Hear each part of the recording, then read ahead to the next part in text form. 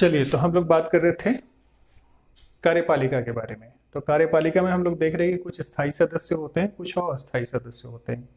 अस्थायी सदस्य कौन होता है? इसका निर्वाचित सरकार होता है। निर्वाचित सरकार यानी कि जिस सरकार को हम लोग चुन करके सरकार बनाते हैं, चाहे वो राज्य का हो, चाहे वो देश का हो, वो सरकार भी इसका अस्थायी सदस्य होता है। किसका? कार्यपालिका का।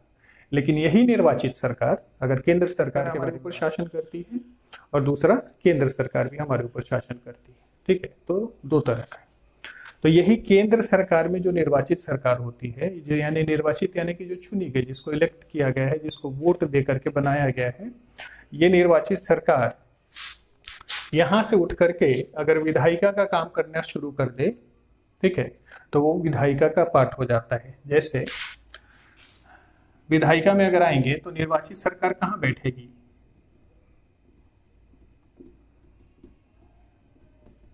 संसद में बैठेगी, है ना। और संसद की कार्यवाहियां करनी शुरू करेगी कौन? निर्वाचित सरकार करनी शुरू करेगी। लेकिन क्या संसद सालों भर चला करता है क्या? रोज रोज संसद की कार्यवाही होती है, सुबह 9 बजे जाओ और रात के 10 बजे ऑफिस से आओ, इस तरीके से चला करता है क्या? नहीं, इन लोगों का सेशन चला करता है। तो जब तक संसद का सेशन चल रहा होता है, यही निर्वाचित सरकार संसद के रूप में काम करने लगती है। और जैसे ही संसद का सेशन खत्म हो जाता है, यही निर्वाचित सरकार कार्यपालिका के रूप में भी काम करने लगती है। अब देखते होंगे कि आपके क्षेत्र में कोई भी विधायक या मंत्री जो आते हैं, तो उसके वो किसी भी सरकारी कर्मचारी से पूछ लेते हैं कि भाई क्या काम हुआ है, नहीं हुआ है, इसकी जानकारी ले सकते हैं, है कि नहीं। तो विधायी शक्तियों का इस्तेमाल करके नहीं, बल्कि कार्यपालिका की शक्तियों का इस्तेमाल करके वो इस तरीके का काम करते हैं। तो हमने क्या बताया कि निर्वाचित सरकार कार्यपालिका के रूप में भी काम करती है और निर्वाचित सरकार ही विधायिका के रूप में भी काम करती है जब वो संसद में बैठ जाती है। ठीक है, तो ये अगर आपसे पूछा जाए, एक सवाल यहां पे बनता है, संसद अंग है विधायिका का, कार्यपालिका का, न्यायपालिका का, जवाब क्या होगा? संसद अंग है विधायिका का, कार्यपालिका का, न्यायपालिका का।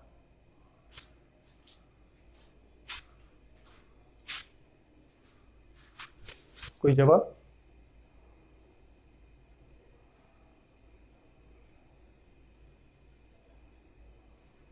गुड गुड, सब लोग सही। संसद विधायिका का अंग है, ठीक है, और किसी का अंग नहीं है। हम क्या बोले? निर्वाचित सरकार, जो सरकार है, वो कार्यपालिका के रूप में भी काम कर लेती है, और वही सरकार अगर संसद में बैठ जाए तो संसद सदस्यों के रूप में वो कानून बनाने का भी काम करना शुरू कर देते हैं। तो कानून बनाने का काम कौन करते हैं?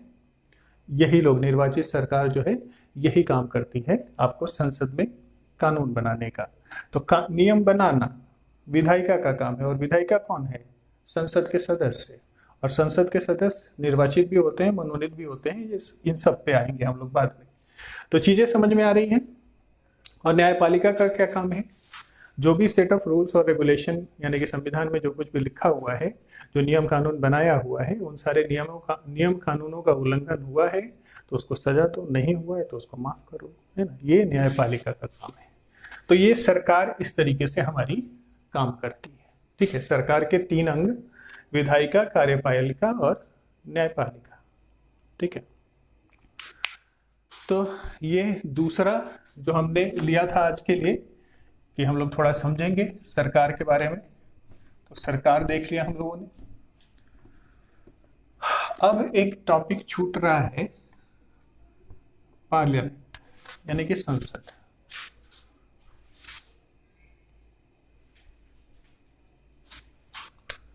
आइए देखते हैं संसद के बारे में। तो शुरू करने से पहले एक सवाल है आप लोगों से, भारत के संसद का नाम बताइए। ठीक है, फटाक से। तो भारत के संसद का नाम संसद है। आपको रसिया के संसद का नाम ड्यूमा है। आपको जापान के संसद का नाम डाइट है। आपको अफगानिस्तान के संसद का नाम शूरा है। तो आते हैं संसद के ऊपर, हम लोग देखते हैं। यहाँ भारत रहेगा, भारत के संसद के बारे में हम एक ड्राइंग में समझते हैं। ठीक है, तो भारत का संसद जो तैयार होता है 3 लोगों को मिला के तैयार होता है। पहला कौन होता है? तो पहला होता है एक राष्ट्रपति, जिसको हम प्रेसिडेंट कहते हैं, प्रेसिडेंट ऑफ इंडिया। उसके बाद होता है एक राज्यसभा, और उसके बाद होता है एक लोकसभा, और यही कहलाता है भारत का संसद। ठीक है, अगर पूछा जाए कि भारत के संसद के 3 अंग कौन कौन हैं, तो भारत के संसद के 3 अंग हैं, एक प्रेसिडेंट यानी कि जो राष्ट्रपति होते हैं, एक लोकसभा और एक राज्यसभा और एक लोकसभा, और इन तीनों को मिला करके ही भारत का संसद तैयार होता है। लेकिन सवाल के शब्दों में अगर थोड़ा सा हेरफेर कर दे, जैसे आपसे पूछे कि इनमें से कौन भारत के संसद का अंग तो है लेकिन संसद का सदस्य नहीं है,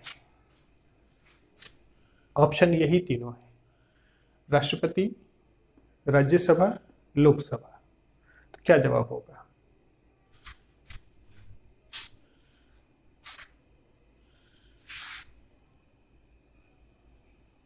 गुड, सब लोग सही। तो इसको समझ लेते हैं कि कितना भी सवाल घुमाए ना तो कभी बिल्कुल बिल्कुल सही है, सब लोग सही। तो देखिए प्रेसिडेंट साहब जो है ना, क्या वो राज्यसभा के मेंबर होते हैं? नहीं। क्या वो लोकसभा के मेंबर होते हैं? नहीं, है ना। तो संसद अगर सदस्य कहें, जैसे वर्ड मीनिंग समझते हैं, संसद सदस्य, इसको इंग्लिश में लिखेंगे ना वैसे ही आपको क्लियर हो जाएगा। मेंबर ऑफ पार्लियामेंट,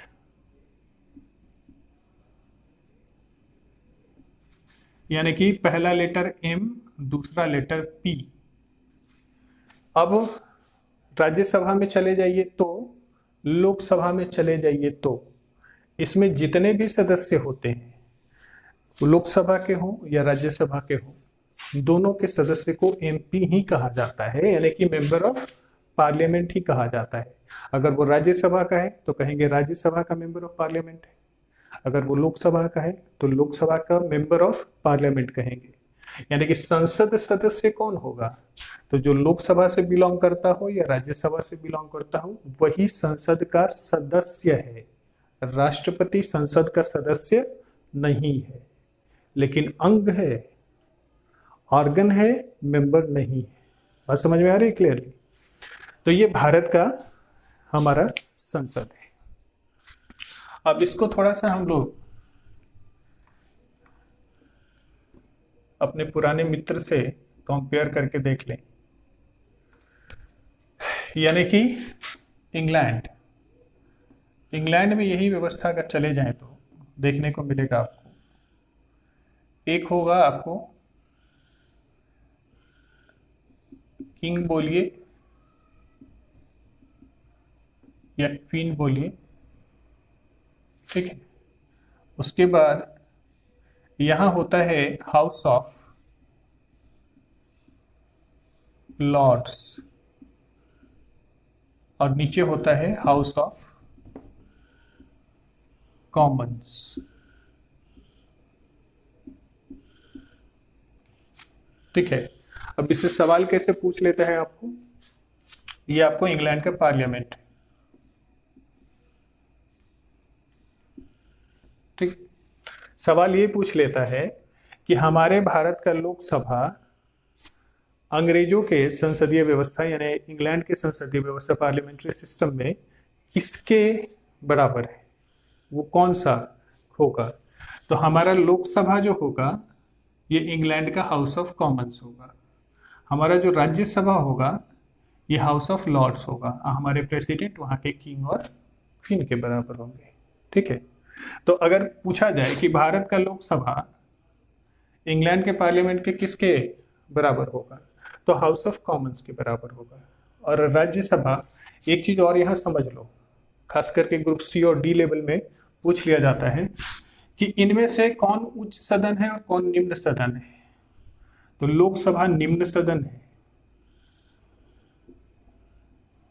यानी कि लोअर हाउस,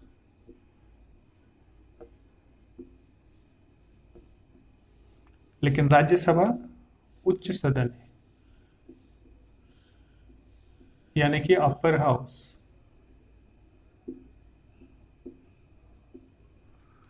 ठीक है, राज्यसभा को अपर हाउस कहते हैं, लोकसभा को लोअर हाउस कहते हैं, यानी कि निम्न सदन कहते हैं। इसी तरीके से जो इंग्लैंड में व्यवस्था है, यानी कि यूके में जो व्यवस्था है, जिसको पार्लियामेंट कहते हैं, तो इसमें हाउस ऑफ कॉमन्स। अब यहाँ सवाल इस तरीके से भी पूछ सकता है कि इंग्लैंड में लोअर हाउस का क्या नाम है, the house of Commons. Upper house का क्या नाम है, द हाउस ऑफ लॉर्ड्स। और उसके बाद किंग और क्वीन होते हैं। अब हम लोग आधुनिक भारत में जितने भी लॉर्ड्स के बारे में पढ़े हैं ना, लॉर्ड विलियम बेंटिक और लॉर्ड फलाना और लॉर्ड ढिमकाना, वो जितने भी लॉर्ड आए थे यहाँ इंडिया में, वो सारे लॉर्ड यहीं के सदस्य थे, हाउस ऑफ लॉर्ड्स के सदस्य थे, इसीलिए उनके नाम के आगे लॉर्ड लगता था। ठीक है, एक तो हो गया ये। तो ये हमारे भारत का संसदीय व्यवस्था है। ठीक है, अब इसको चाहे तो अमेरिका से भी हम लोग कंपेयर कर सकते हैं। ठीक है, अमेरिका में अगर चले जाएंगे, देख ही लीजिए, बीपीएससी वालों के लिए थोड़ा हो जाएगा काम। यूएसए में अगर जाते हैं तो यूएसए में क्या होता है, प्रेसिडेंट होता है,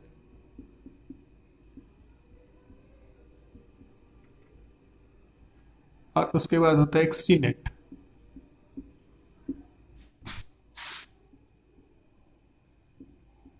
हाउस ऑफ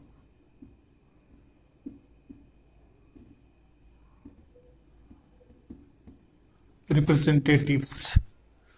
तो अब भारत का लोकसभा यहाँ हाउस ऑफ कॉमन्स के बराबर है और यहाँ हाउस ऑफ रिप्रेजेंटेटिव के बराबर है। राज्यसभा हाउस ऑफ लॉर्ड्स के बराबर है या हाउस ऑफ लॉर्ड सीनेट के बराबर है। ठीक है, तो ये हमारा भारत है, ये इंग्लैंड है, ये यूएसए है। ठीक है, इसमें बहुत सारी और भी भिन्नता हैं। जो कॉमन चीज बताया गया है, जो सवालों में पूछ लिया जाता है, आज सिर्फ उसको बताने का कोशिश किए हैं, एक कॉन्सेप्ट बनाने का कोशिश किया गया है कि आप समझिए कि सरकार क्या होता है, संविधान क्या होता है, आप समझिए कि संसद क्या होता है। इस टॉपिक को अगर डिटेल में करना शुरू करेंगे, बहुत सारी चीजें निकल के सामने आएंगी अभी। तो ये आज का सिर्फ इंट्रोडक्शन क्लास था आपका पॉलिटी के लिए।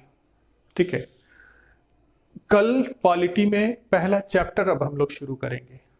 ठीक है, कॉन्स्टिट्यूशनल डेवलपमेंट ऑफ इंडिया, है ना, मतलब इंडिया के कॉन्स्टिट्यूशनल डेवलपमेंट के बारे में हम लोग जानेंगे, हिस्टोरिकल बैकग्राउंड की, कहाँ से कॉन्स्टिट्यूशन निकल के आया, कॉन्स्टिट्यूशन का कॉन्सेप्ट कहाँ से आया।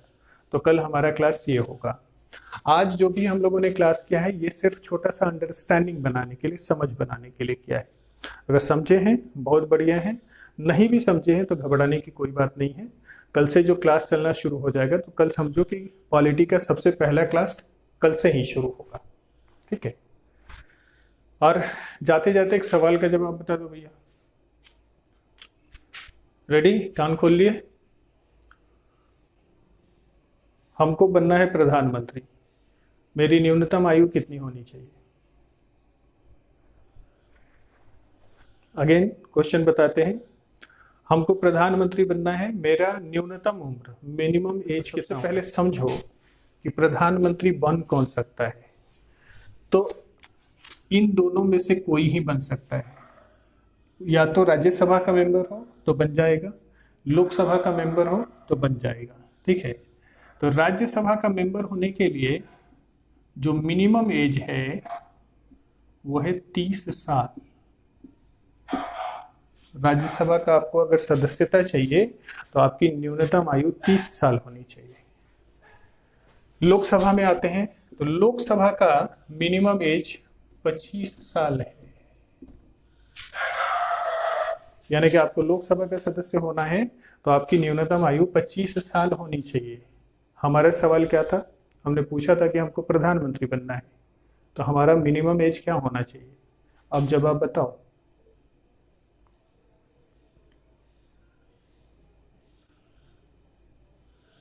That's great. अभी भी कोई 45 लिख रहा है भाई, गलती से टाइप हो गया क्या? मिनिमम पूछ रहे हैं ना, तो हम लोकसभा की सदस्यता अगर ज्वाइन कर लेंगे 25 साल में, तो 25 साल में प्रधानमंत्री नहीं बन जाएंगे भाई। मिनिमम मिनिमम 25 साल, मिनिमम 25 साल।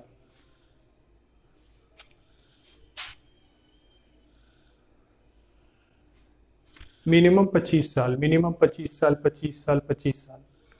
मैक्सिमम बताओ आप, मैक्सिमम बताइए, मैक्सिमम कितना होना चाहिए?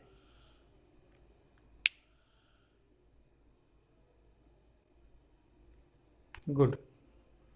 Maximum age, maximum age, maximum age. अरे भैया जो 30 लिख रहा है, कम से कम मोदी जी को देख लो, 30 से तो ऊपर ही है। 65। मोदी जी 65 इंच आगे निकल चुके हैं। तो मैक्सिमम एज भैया नो लिमिट है। जब तक आपका LIC जो है ना इनकैश नहीं हो जाता है, तब तक आप लड़ सकते हैं, प्रधानमंत्री बन सकते हैं। यानी अपर एज जो है नो लिमिट है, लोअर एज 25 ईयर्स प्रधानमंत्री के लिए। ठीक है।